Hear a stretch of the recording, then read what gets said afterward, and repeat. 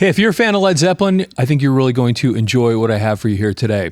And what we're going to start out with today is a Led Zeppelin quiz. Now, if you look on your screen right now, you're going to see what we do a lot on this channel is we go back and we read old articles, magazines, newspapers, concert reviews, record reviews, that kind of thing. And what this is this is a record review for In Through the Outdoor. This was published on September 9th of 1979. And if you look at the bottom right-hand corner of this screen, you'll see that what they did in this newspaper is they actually had an opportunity to win some Led Zeppelin albums if you could answer the questions on this quiz and then, of course, mail it into the newspaper. Now, so I'm going to go through this quiz and then I'm going to read this article to you. And I think you're really going to like it because not only is it a review of the record In Through the Outdoor, but they do this little history lesson too about Led Zeppelin. I don't know if you're a Led Zeppelin fan, I don't know if there'll be anything really super new. I might show you some things here that might be a little new to you, but more than anything, it'll just be kind of fun for you to hear how they present all this stuff. So let's start out with this quiz though. You'll see down here, it says win Led Zeppelin albums. And then underneath the questions, it says first prize in this contest will be 5 Zeppelin albums, including 3 for Physical Graffiti, Presence, and In Through the Outdoor. 3 other winners will get copies of In Through the Outdoor, compliments of Stonehenge Records and Atlantic Records. And then its entries should be sent before midnight Monday. Anyway, this is so. Do you remember this stuff? This was so cool when they used to do this. They'd have the contests in newspapers and radio, and you could go get records and concert tickets. And okay, so here are the 3 questions. Let's see if you can answer these. Number 1, name the members of the group and their instruments. Now, if you're a Led Zeppelin fan, that's going to be super simple. Number 2, this one's a little more challenging. From what British band did Led Zeppelin evolve? Now, again, if you're a Zeppelin fan, this won't be really new, but that's the next one. Now, this is even probably more challenging for a lot of people. Now, a lot of big fans will know the answer to this, but this one is a little bit of an oddball. Third question is, what was the flip side to the Immigrant Song? Now, the reason that's an interesting question and a little bit challenging was Led Zeppelin did not put out a lot of singles. They were an album-oriented band. And so singles were kind of a rare thing, but on Led Zeppelin 3, they put out a single for the song Immigrant Song, which of course everybody in the world's heard. It's an amazing, amazing piece of music. And on the flip side of that 45, or the flip side of that single, what did they put on there? And I actually have a copy of that here that I'm going to show you in just a second if you've never seen the actual single from Immigrant Song. Okay, so let's go through the answers real quick. Name the members of the group and their instruments. For those of you that aren't big fans, like I know that there are some people that watch these things that may not know this stuff, especially my mother, who I know watches a lot of these videos. We're going to go over these things. Okay, members of the band. Of course, Jimmy Page.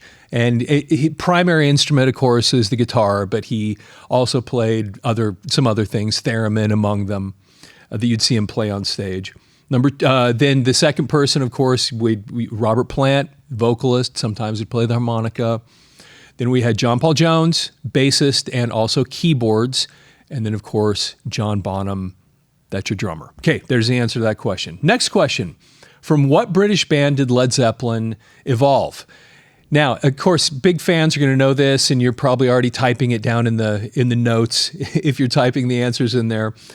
Of course, the answer to this question is the Yardbirds. And Jimmy Page had joined the Yardbirds, originally joined them as a bass player, then became the guitar player. And the Yardbirds ended up being kind of a revolving door of members. And at one point, he became the sole remaining member of the band. And he had to fulfill some concert dates.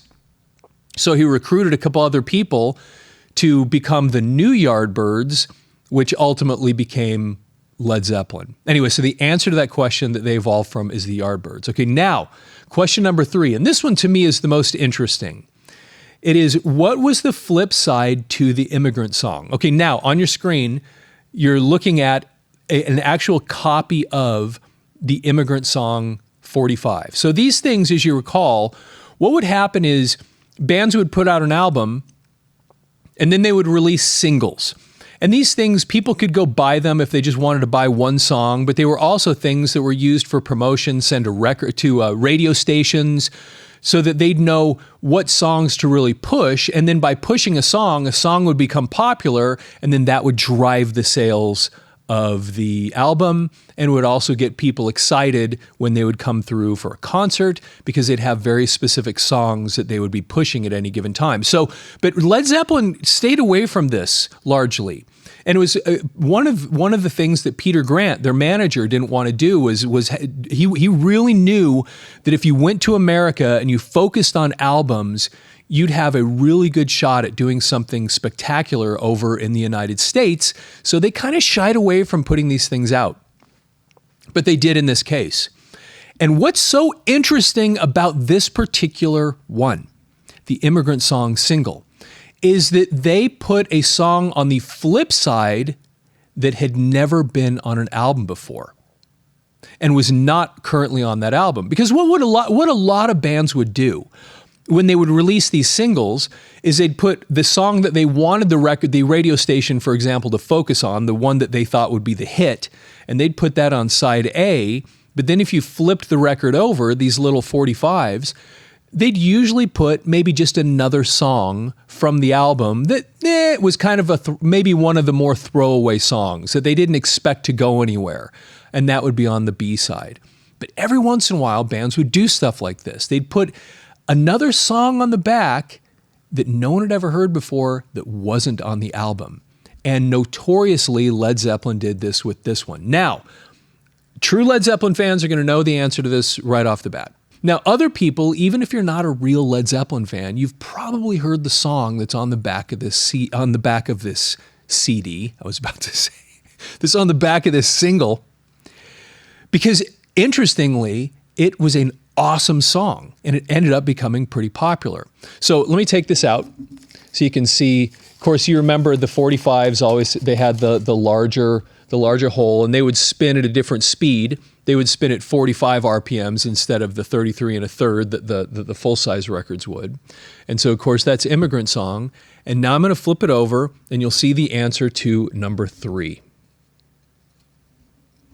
And it was a song called Hey, Hey, What Can I Do? And this actually ultimately was it's actually one of my favorite Led Zeppelin songs.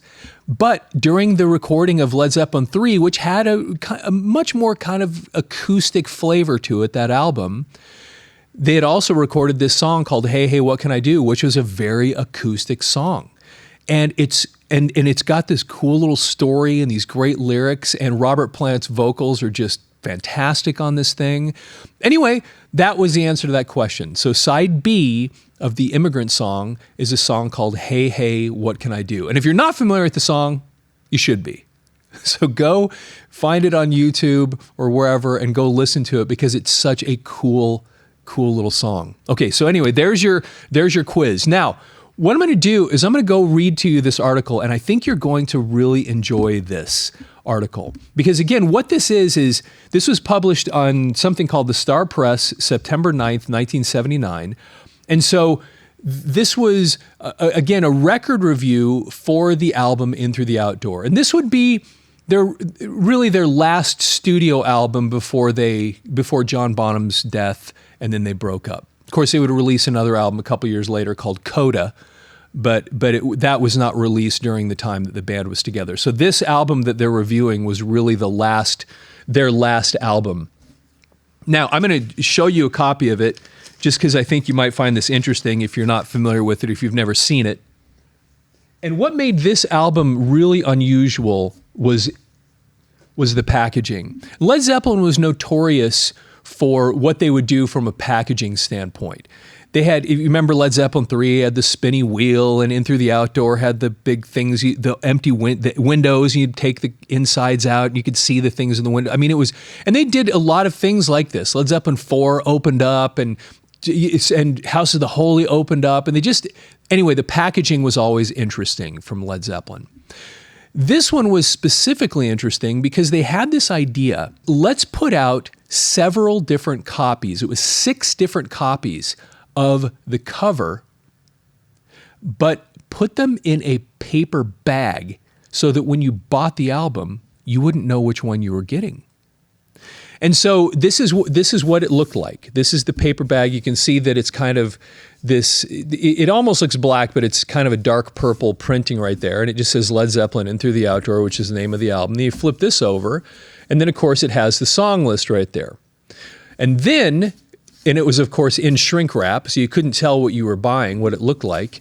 And then I'll just show you mine. And this is what it looked like, at least mine. And like I said, there were 6 different covers. And then this is what mine looked like on the inside. And then the front, and then the back right there. And what this is they basically made different photos. There's 6 people in this room that they built.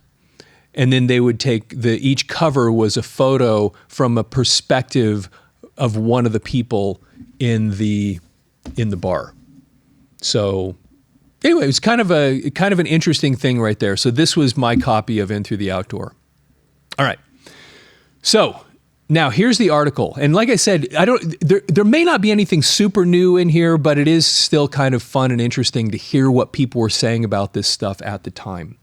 So the title of this article is Worth the Wait, Led Zeppelin's In Through the Outdoor Extraordinary. Now, a lot of people did not like this album very much. It'd been years since they put an album out. The last thing that they had put out was an album called Presence, which had kind of mixed reviews from a Led Zeppelin standpoint. A lot of fans loved it. I know there's a lot of people that today even think that was their best thing. But at the time, for a lot of people, it was a letdown. So that'd been their last studio album. They also released a live album that was called Song Remains the Same. And that also had mixed reviews, and it came out with a movie as well. And then a couple years later, this. And a lot of people, this guy thinks it was worth the wait. A lot of people were not as impressed with it. And I'd love to get your feedback on this. I know we have other videos where we've talked a little bit about this, but it's always interesting to hear what you have to say, and especially in response to what these people say. Okay, so here we go. Rock audiences are notoriously impatient and often quick to forget any artist that tries that patience. That's what makes the new Led Zeppelin album, In Through the Outdoor, so extraordinary. Not in 3.5 years has the band released a studio album, and yet, even with money tight and record company profits down, through the middle of this past week, the Zepp effort was #1 in 2 of the 3 trade publications and had totaled sales of over 2 million.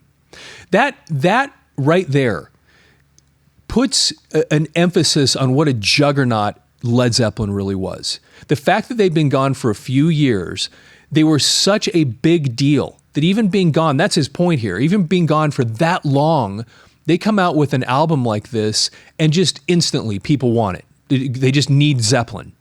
And it just sold, 2 million. And especially at the time, it's just kind of amazing that just that they were able to pull that off. Zeppelin formed in 1968 out of the ashes of one of Britain's most popular bands, which was one of the things we just did in the quiz. Lead guitarist Jimmy Page was the only member left from this talented band to hang around and reform the band. Of course, we already talked about that, was the Yardbirds.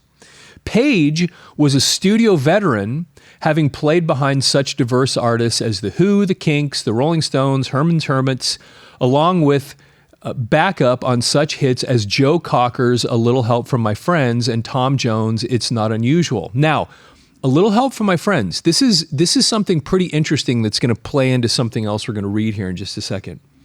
While doing studio work for Donovan's Hurdy-Gurdy Man, Page met bassist John Paul Jones, who was also a studio vet. When 2 other artists were unavailable to reform the band, Page and Jones settled for Robert Plant and John Bonham. Now, this is a really interesting bit of information because Robert Plant, who was the lead singer of Led Zeppelin, and John Bonham, drummer, were not Jimmy Page's original choices for this new creation, this new version of the Yardbirds that became that became Led Zeppelin. The original singer that he wanted to get was a guy named Terry Reid. And Terry Reid was known as Super Lungs. And if you ever listen to him sing, you'll know why Jimmy Page wanted to get him. He had this really just powerful, a really big range of sound and just this really amazing vocalist.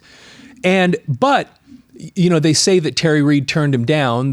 What happened was he had some prior obligations and said that he could be a part of it, but they would have to deal with a bunch of other stuff, and he was going to be out on tour, and Jimmy Page just elected not to wait.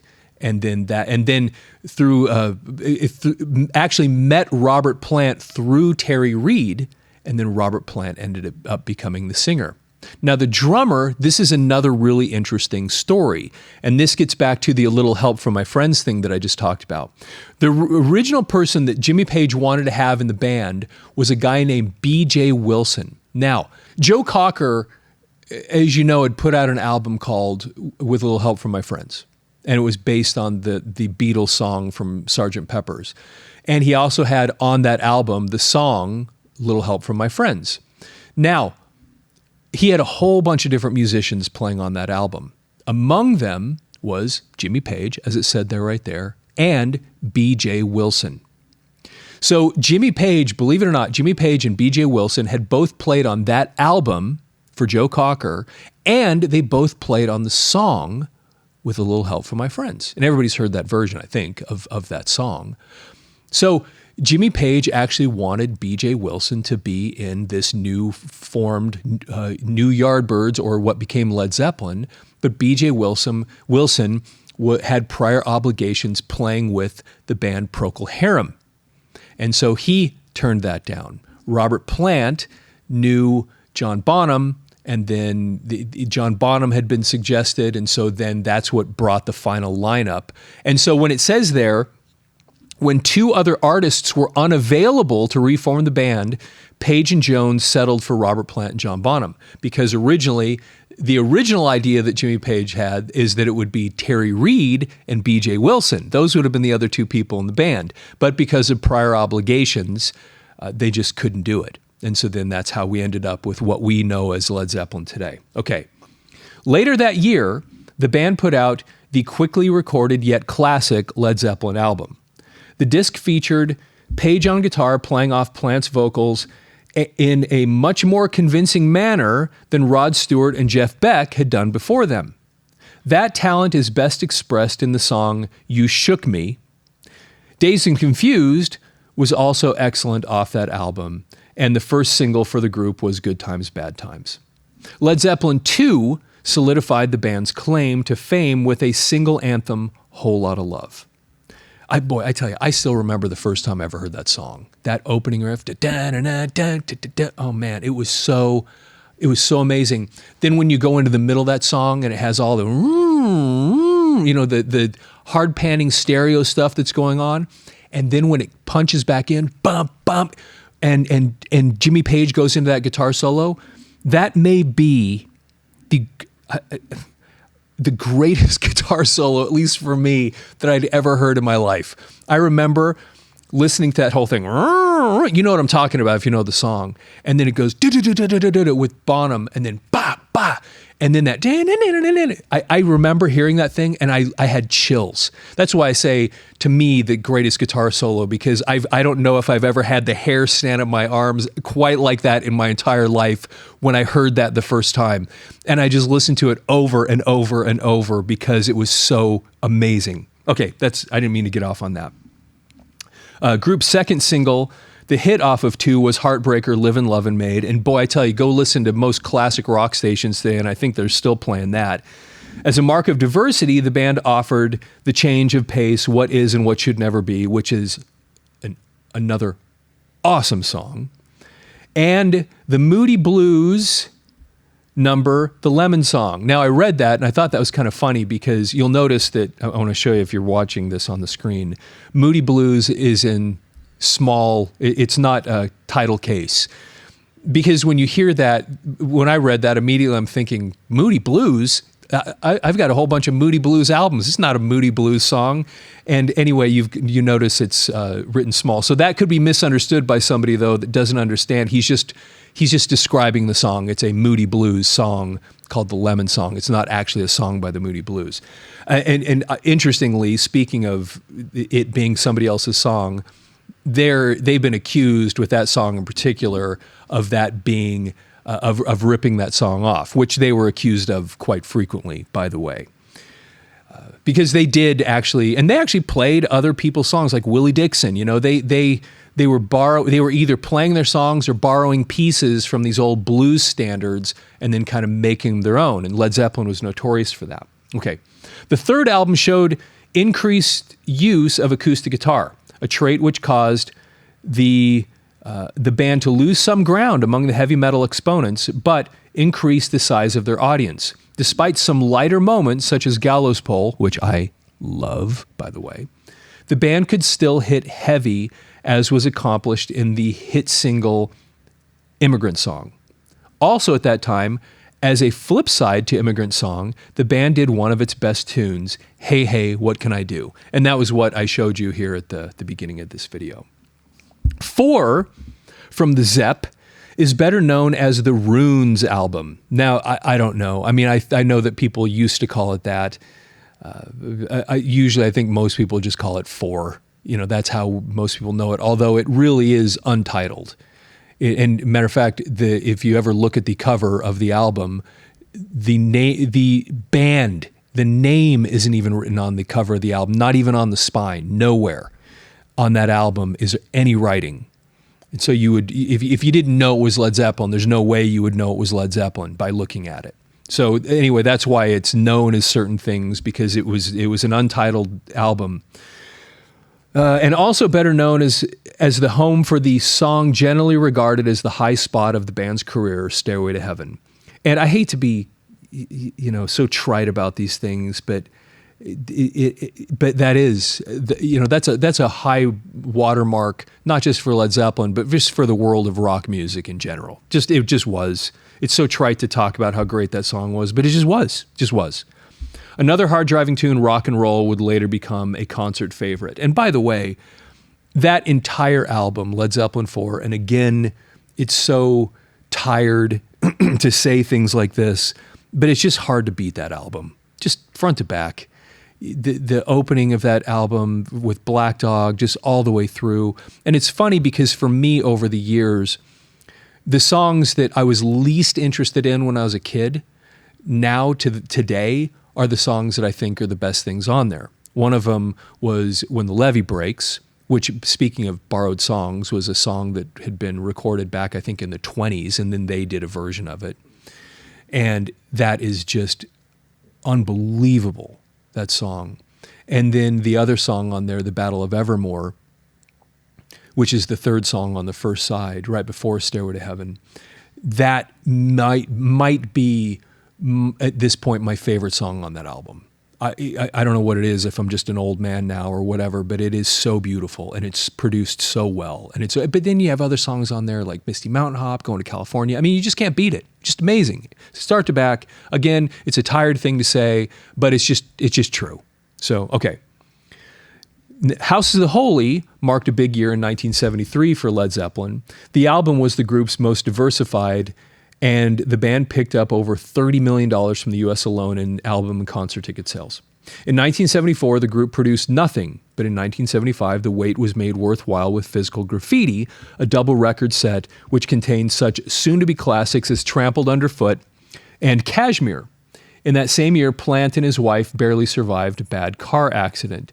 And, Kashmir, of course, so much of what we think of as the Led Zeppelin sound today, when you hear other people that sound like Led Zeppelin, a lot of times it's because they have kind of Kashmir elements in what they're doing, or they have a guy that sings really high. But that really, you can oftentimes tie it back to that song because it became such a staple of the Led Zeppelin sound as we know it. Even though they were so varied, that really became kind of a touchstone for them. And Trampled Underfoot was such an interesting tune.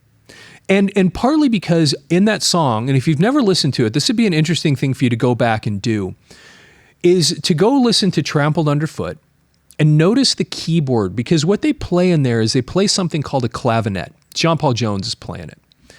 And when you hear it, and it's kind of got this funky rhythm to it. And if you ask yourself, why does that sound kind of familiar? It's because if you go back to the early 70s, you'll remember a song called Superstition by Stevie Wonder. And it's also played on a clavinet, and it's got that funky sound, that funky rhythm to it. And so anyway, it's the same instrument, and it'd be kind of interesting if you've never A-B'd them before to go back and go listen to Superstition. I'm not saying that one copied the other. I'm simply pointing out that it was the same instrument, and that they were using it for this kind of interesting, funky thing. And then back on the topic that I just was on a second ago, saying that Led Zeppelin had such a variety of sounds, that this was just another example of that they had this kind of funky piece that would be reminiscent of something Stevie Wonder would have done. And here they were doing this, years and years into their career, just offering such unique things on each one of their albums. Okay. Then, early in 1976, the group's most recent studio effort, Presence, was released to mixed reviews, and without the normal hoopla that had accompanied a Zeppelin showing. As if to recoup that minor setback, a double record soundtrack album from their movie The Song Remains the Same was released again to mixed reviews. And I remember, so the first time I ever listened to Presence, I kind of had a reaction that a lot of people did, where I wasn't sure what to do with it, and I was a young teen also. But the more I've listened to it over the years, and especially the song Achilles' Last Stand, I think for a lot of people on that album, that one is just, it's kind of this epic piece of music, and it's really good. The one that I gravitated to when I was a young guy was just Nobody's Fault But Mine, kind of a simple tune, but the Achilles' Last Stand was actually really something special. It really was, and I think it holds up as being a really cool piece of music. Song Remains the Same. I remember as a young teenager getting the movie.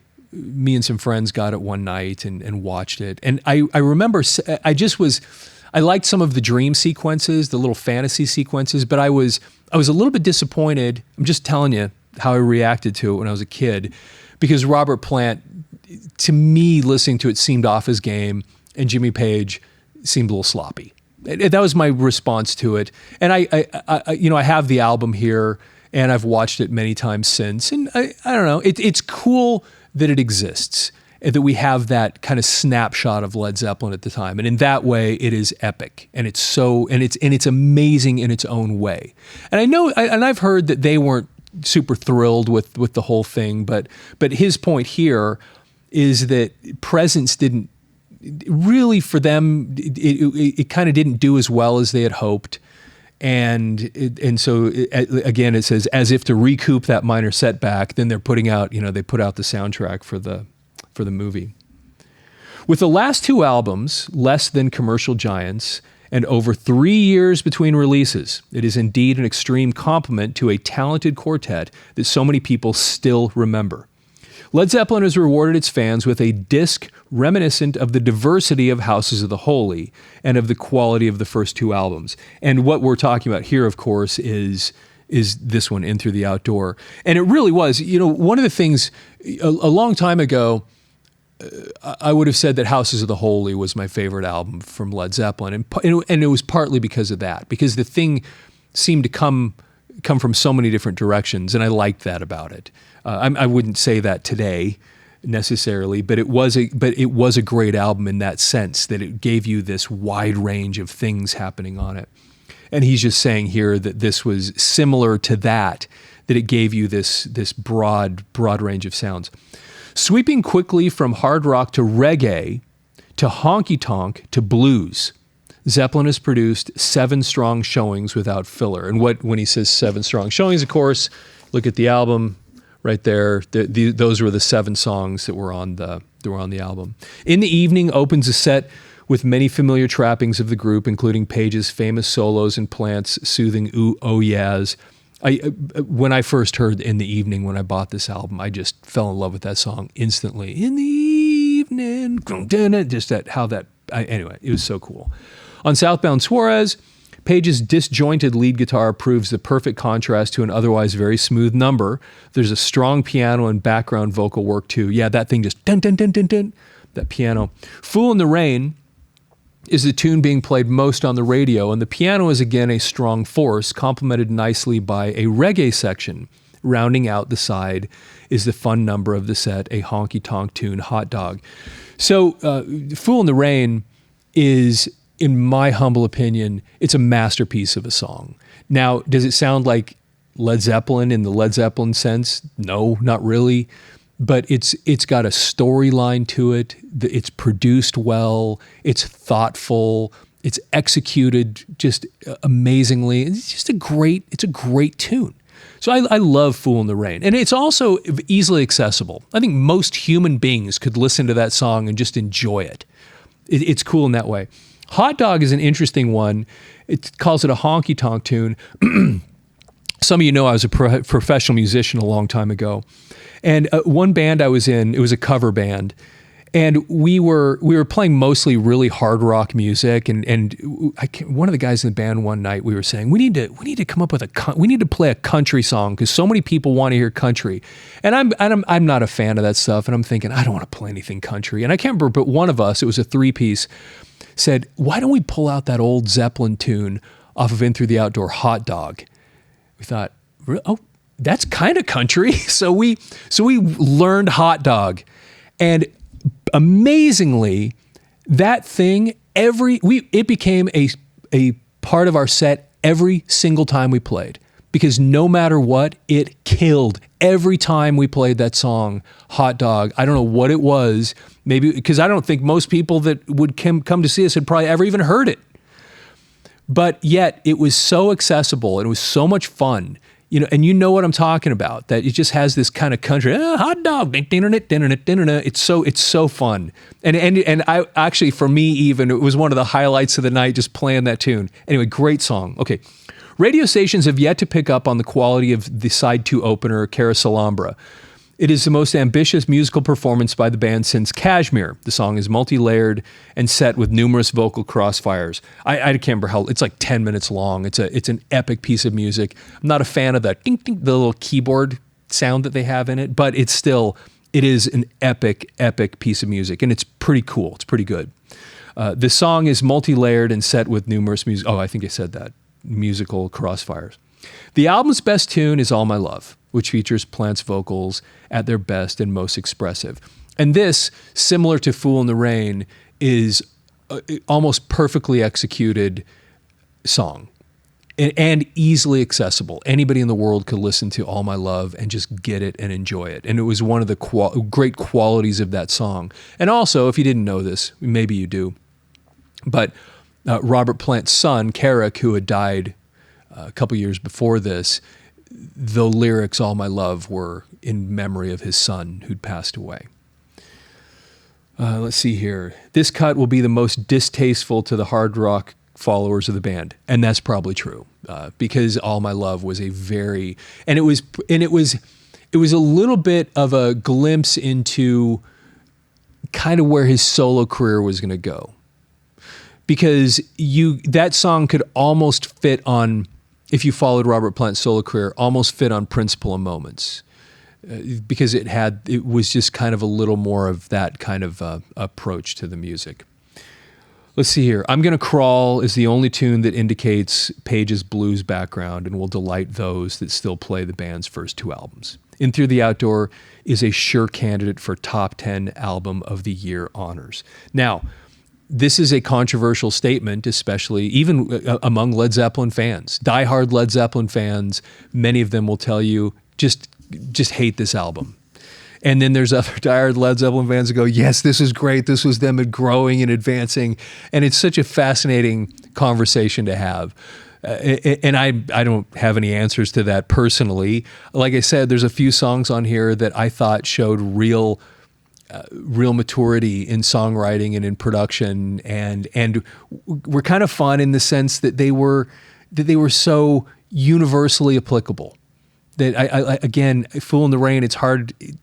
Does it really fit in the Zeppelin mold? No, yet it's so good. It's just so good, and it's so much fun, and the lyrics are so fun, and it's just so there's so many high points to this record that it's really.